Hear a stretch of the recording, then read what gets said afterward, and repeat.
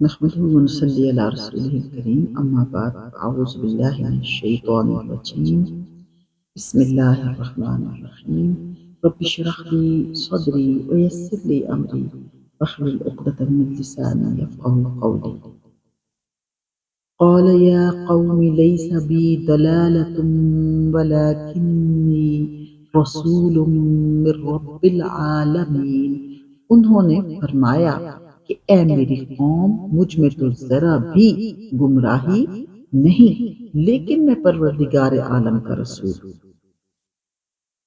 عزیز ساتھیو السلام علیکم ورحمۃ اللہ وبرکاتہ۔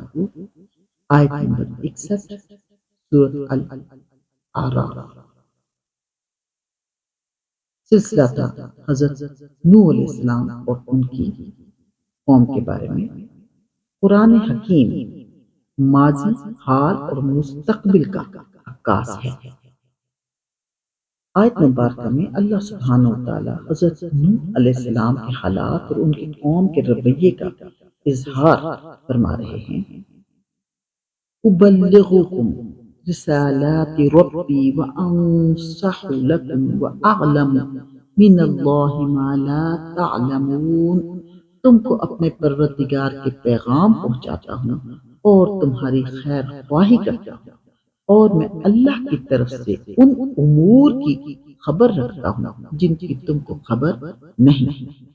اب عجبتم ان جاءکم ذکر من ربکم علی رجل منکم، اور کیا تم اس بات سے تعجب کرتے ہو کہ تمہارے پروردگار کی طرف سے تمہارے پاس ایک ایسے شخص کی معرفت جو تمہارے ہی جنس کا ہے کوئی نصیحت کی بات آ گئی۔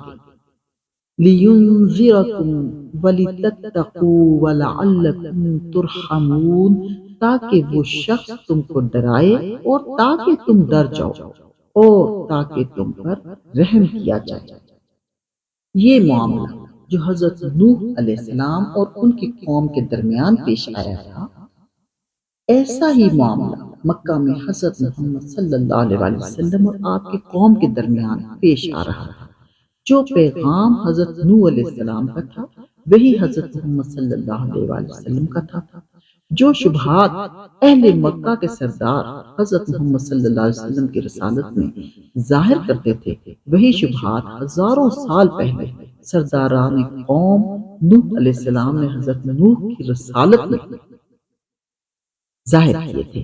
پھر ان کے جواب میں جو باتیں حضرت نوح علیہ السلام کہتے تھے وہی باتیں حضرت محمد صلی اللہ علیہ وسلم بھی کہتے تھے، یعنی کہ جتنے انبیاء آئے ان کی تبلیغ کا طریقہ وہی تھا جو خاتم المرسلین حضرت محمد صلی اللہ علیہ وسلم کا تھا، اور مخالفتیں بھی ان کی اسی طرح کی تھی، یعنی مشرک لوگ، کافر لوگ ہی ان کی مخالفت کرتے تھے۔ آگے چل کر دوسرے انبیاء علیہ السلام اور ان کی قوموں کے جو قصے مسلسل بیان ہو رہے ہیں ان میں بھی یہی دکھایا گیا ہے کہ ہر نبی کی قوم کا رویہ اہل مکہ کے رویہ سے اور ہر نبی کی تقریر حضرت محمد صلی اللہ علیہ وسلم کی تقریر سے ہو بہو مشابہ ہے۔ اسے قرآن کریم اپنے مخاطبوں کو یہ سمجھانا چاہتا ہے کہ انسان کی گمراہی ہر زمانے میں بنیادی طور پر ایک ہی طرح کی رہی ہے، اور خدا کے بھیجے ہوئے معلموں کی دعوت بھی ہر عہد اور ہر سرزمین میں یکساں رہی ہے، اور ٹھیک اسی طرح ان لوگوں کا انجام بھی ایک ہی جیسا ہوا ہے اور ہوگا بھی جنہوں نے انبیاء کی دعوت سے منہ موڑا اور اپنی گمراہی پر بضد رہے۔ عزیز بہن بھائیو، حضرت نوح علیہ السلام اور حضرت آدم علیہ السلام کے درمیان 10 قرنوں یا 10 پشتوں کا فاصلہ ہے۔ حضرت نوح علیہ السلام کے کچھ پہلے تک تمام لوگ اسلام پر قائم چلے آ رہے تھے، پھر سب سے پہلے توحید سے انحراف اس طرح آیا کہ اس قوم کے صالحین فوت ہو گئے، تو ان کے عقیدت مندوں نے ان پر سجدہ گاہیں، عبادت خانے یعنی قائم کر دیے، اور ان کی تصویریں بھی وہاں لٹکا دی۔ مقصد ان کا یہ تھا کہ اس طرح ان کی یاد سے وہ بھی اللہ کا ذکر کریں گے اور ذکر الہی میں ان کی مشابہت اختیار کریں گے۔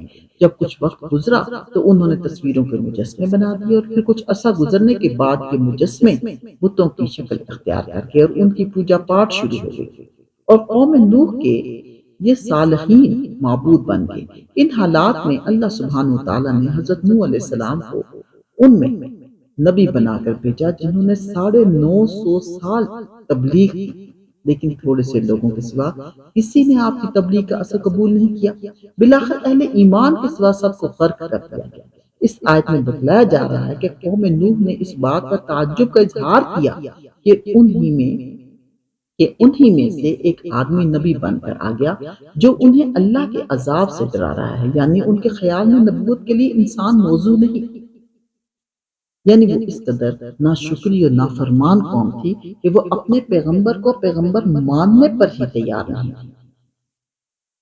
فَكَذَّبُوهُ فَأَنجَيْنَاهُ وَالَّذِينَ مَعَهُ فِي الْفُلْكِ، تو وہ لوگ ان کی تکذیب ہی کرتے رہے تو ہم نے نوح علیہ السلام کو اور ان کو جو ان کے ساتھ کشتی میں تھے بچا لیا۔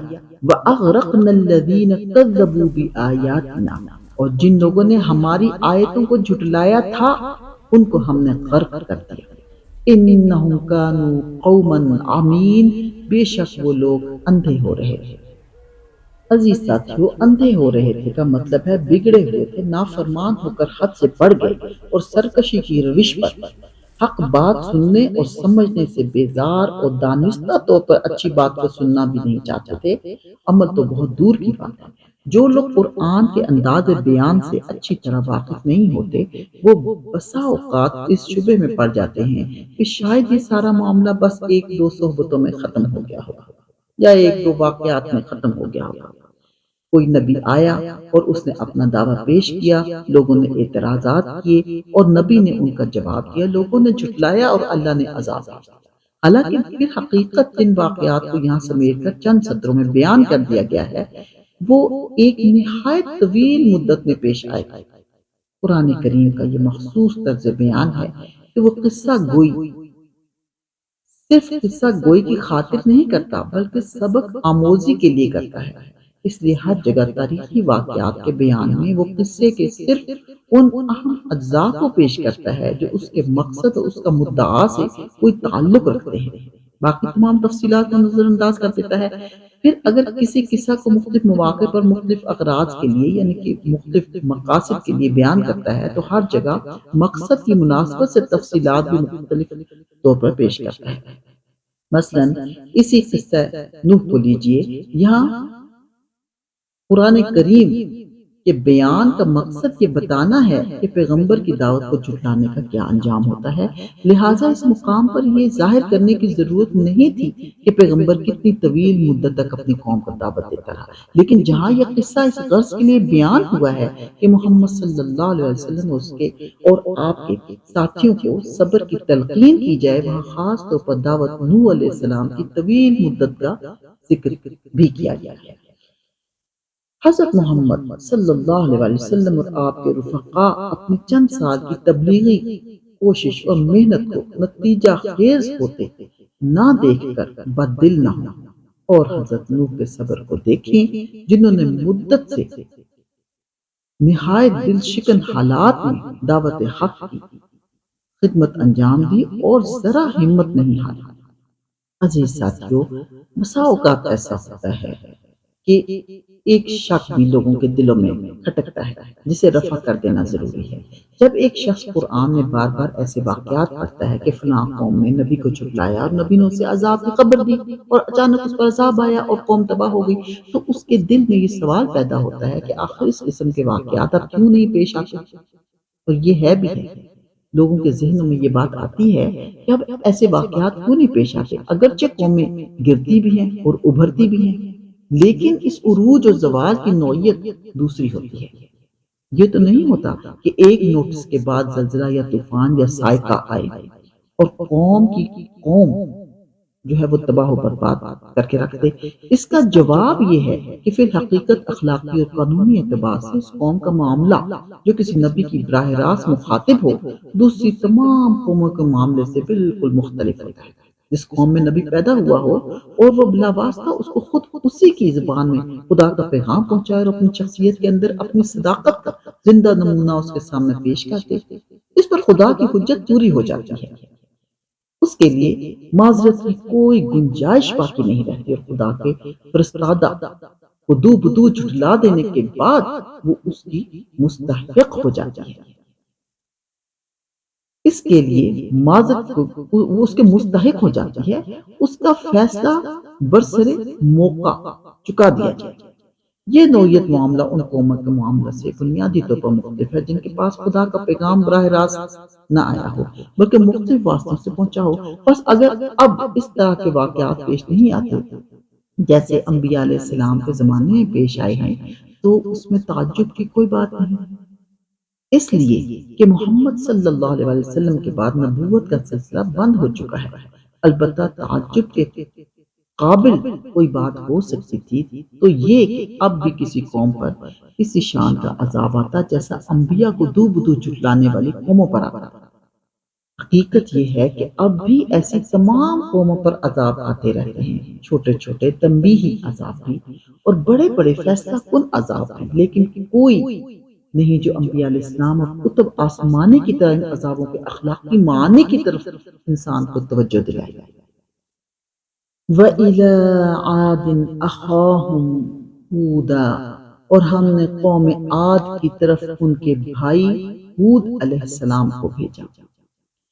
قَالَ يَا قَوْمِ اعْبُدُوا اللَّهَ مَا لَكُم مِّنْ إِلَٰهٍ غَيْرُهُ، انہوں نے فرمایا اے میری قوم تم اللہ کی عبادت کرو، اس کے سوا کوئی تمہارا معبود نہیں۔ افلا تتقون، سو کیا تم نہیں ڈرتے؟ یہ عرب کی قدیم ترین قوم تھی جس کے افسانے اہل عرب میں زبان زد عام تھے۔ بچہ بچہ ان کے نام سے واقف تھا، ان کی شان حشمت ضرب المثل تھی، یعنی وہ بڑی شان والی قوم تھی۔ پھر دنیا سے ان کا نام و نشان تک مٹ جانا بھی ضرب المثل ہو کر رہ گیا تھا۔ اسی شہرت کی وجہ سے عربی زبان میں ہر قدیم چیز کے لیے عادی کا لفظ بولا جاتا ہے۔ آثار قدیمہ کو عادیات کہتے ہیں۔ جس زمین کے مالک باقی نہ رہے ہوں اور جو آباد کار نہ ہونے کی وجہ سے افتادہ پڑی ہوئی ہو اسے عادی الارض کہا جاتا ہے۔ قدیم عربی شاعری میں ہم کو بڑی کثرت سے اس قوم کا ذکر ملتا ہے۔ عرب کے ماہرین انساب بھی اپنے ملک کی معدوم شدہ قوموں میں سب سے پہلے اسی قوم کا نام لیتے ہیں۔ حدیث پاک میں آتا ہے کہ ایک دفعہ نبی کریم صلی اللہ علیہ وسلم کی خدمت میں بنی زحل بن شیبان کے ایک صاحب آئے جو عاد کے علاقے کے رہنے والے تھے، اور انہوں نے وہ قصے حضور پاک کو سنائے جو اس قوم کے متعلق قدیم زمانوں سے ان کے علاقے کے لوگوں میں نقل ہوتے چلے آ رہے تھے۔ قرآن کی روح سے اس قوم کا اصل مسکن احقاف کا علاقہ تھا جو حجاز، یمن اور یمامہ کے درمیان الربع الخالی کے جنوب مغرب میں واقع ہے۔ یہیں سے پھیل کر ان لوگوں نے یمن کے مغربی ساحلوں اور عمان اور خضر موت سے عراق تک اپنی طاقت کا سکہ رواں کر دیا تھا۔ تاریخی حیثیت سے اس قوم کے آثار دنیا سے تقریباً ناپید ہو چکے ہیں، لیکن جنوبی عرب میں کہیں کہیں کچھ پرانے کھنڈر موجود ہیں جنہیں عاد کی طرف نسبت دی جاتی ہے۔